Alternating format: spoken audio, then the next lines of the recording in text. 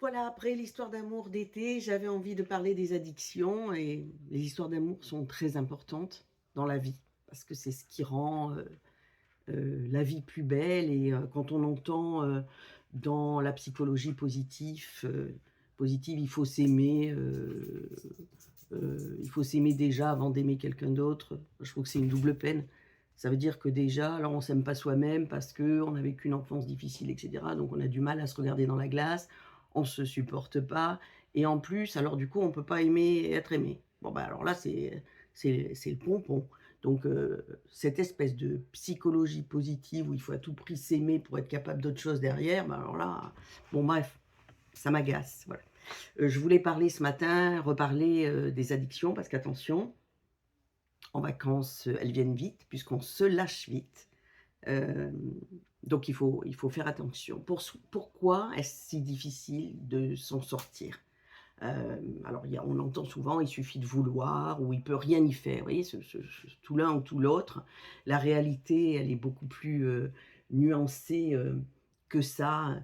Une addiction n'est ni un manque de volonté, ni une fatalité, c'est un mécanisme qui se met en place progressivement au fil du temps. Le produit, les produits, le comportement, la dépendance prend une place de plus en plus importante et on jusqu'à donner, entre parenthèses, enfin entre guillemets, «l'illusion» qu'il est indispensable pour supporter la vie, l'émotion, les difficultés. Alors, que faut-il pour que les choses, changent? Un déclic et ça, il n'y a que la personne concernée qui peut avoir le déclic.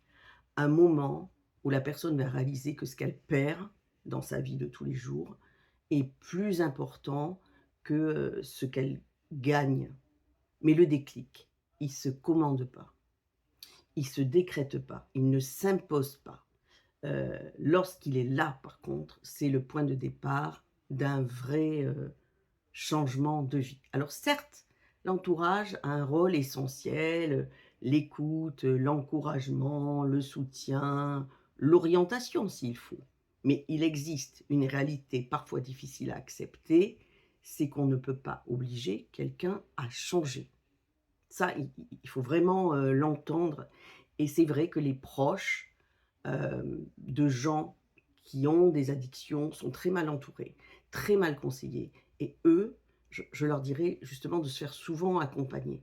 Parce que c'est très, très dur à voir quelqu'un qui se détruit et de voir qu'on est, qu'on ne peut, rien faire, qu'on ne peut pas faire le chemin à sa place, qu'on ne peut pas le tirer de force, vers une vie qu'il n'a pas encore choisi de trouver et qu'on ne peut pas l'amener de force, chez un médecin.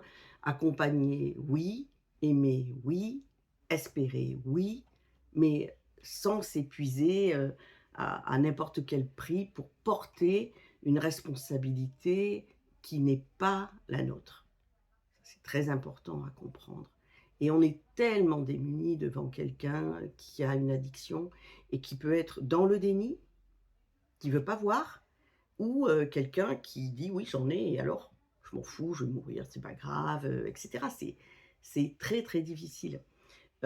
Donc l'accompagnement psychologique peut aider quelqu'un à avoir ce déclic, à le consolider, à reconstruire une vie, plus libre, mais uniquement si la personne décide d'ouvrir cette porte. Ah mince! Excusez-moi, ça sonnait à la porte. Qu'est-ce que j'étais en train de dire? Que les addictions, ne naissent jamais d'une seule cause. C'est un mélange de facteurs biologiques, psychologiques, environnementaux. On n'est pas égaux en plus, devant les addictions. Donc au départ, ça peut être pour apaiser une souffrance, un malheur, un chagrin et un traumatisme, un deuil, une solitude, un mal-être. Voilà et puis, un verre, puis 2, puis voilà le soir. Donc non. Parce qu'aussi le cerveau, il apprend très, très vite. En fait, une drogue, de l'alcool ou un comportement, hein, de jeu par exemple, procure un soulagement ou un plaisir. Donc comme toute drogue au début, on a l'impression que ce plaisir, cet apaisement va durer longtemps, puis en fait petit à petit, il devient de plus en plus court. Donc, bah, le cerveau, il en redemande, le corps aussi. Donc le cerveau, si vous voulez, c'est comme s'il avait son téléphone, puis il ajoute un raccourci A, direct. Bien-être, clique dessus, bah, ce qui vient, c'est la dépendance. Hem, à cause de la répétition, parce qu'au début, c'est un choix. On croit que c'est un choix, alors que déjà, c'est une mauvaise idée à la base. Et puis voilà, le cerveau, il s'habitue et la personne, elle perd progressivement, sa liberté de choisir. Elle croit qu'elle l'a, mais en fait, elle l'a pas. En raison, du contexte de vie, effectivement, l'entourage, le stress, certaines fréquentations, l'histoire, de la famille aussi. Bien sûr, si on a vécu, dans une, dans une famille où il y a ce genre de problème, et bien sûr parce qu'il y a des personnes plus vulnérables que d'autres, que ce petit truc, dans la tête qui commande les addictions et chez certaines personnes, plus fort que d'autres.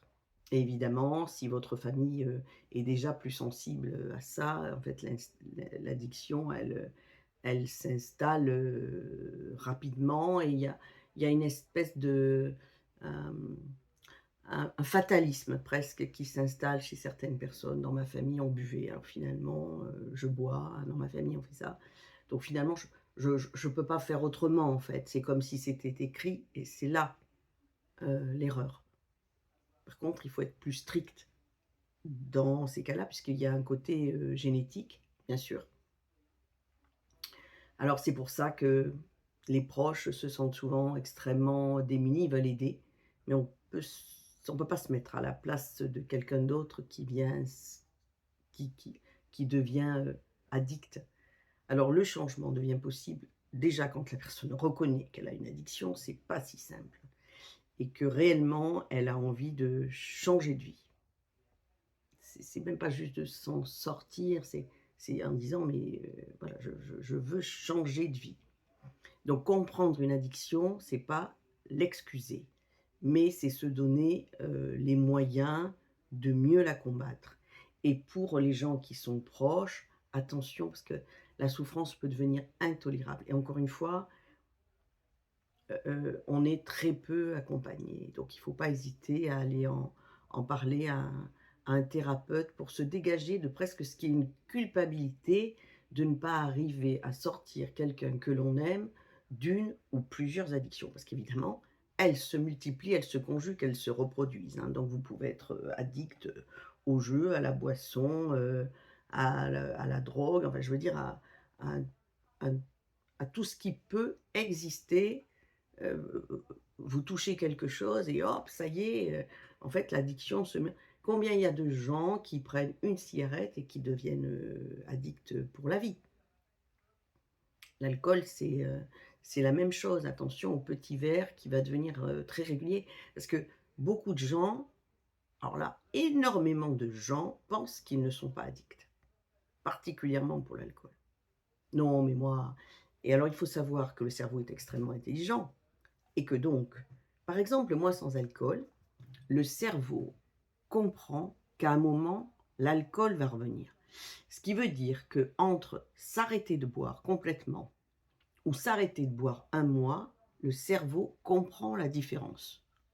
Et donc, il va se dire: «Bah, moi je vais tenir peinard en fait, puisque dans un mois, je remets ça». D'ailleurs, il y a beaucoup de gens qui vous disent: «Ah, le mois sans alcool, c'est fini, moi je l'ai traversé tranquille. Ah, on s'est fait un apéro pour fêter ça hier soir parce qu'on est rassurés. Nous, on n'est pas addicts». Eh ben si, eh ben si, tu l'es. Voilà. Et beh, c'est bien difficile de le faire comprendre à quelqu'un. Voilà. Bon, je vous embrasse et puis je pense à vous. Et puis je pense à tous nos pompiers, tous nos feux, tous les gens qui sont touchés. Et puis nous, à notre niveau, je crois qu'on peut juste, faire attention. Déjà à notre jardin, enfin faire qu'il y ait pas de broussailles, et cetera. Faire attention à des gens qui ont des idées complètement saugrenues. Hem, faire attention quand juste, des gens ont des idées, saugrenues, mais qu'ils ne le font pas exprès. Non, c'est pas une idée de faire ça aujourd'hui, il fait trop chaud, vous voyez là, non, c'est pas bien. Voilà, vous voyez le petit truc gentil, mais qui quand même fait comprendre, parce que là, la chaleur de nouveau est revenue. contre, quand on voit que la personne, balance une cigarette par la portière, là, moi je ne peux pas supporter là. Alors je peux jamais supporter, mais là j'avoue encore moins. Je vous embrasse. Bon courage à tous. À bientôt.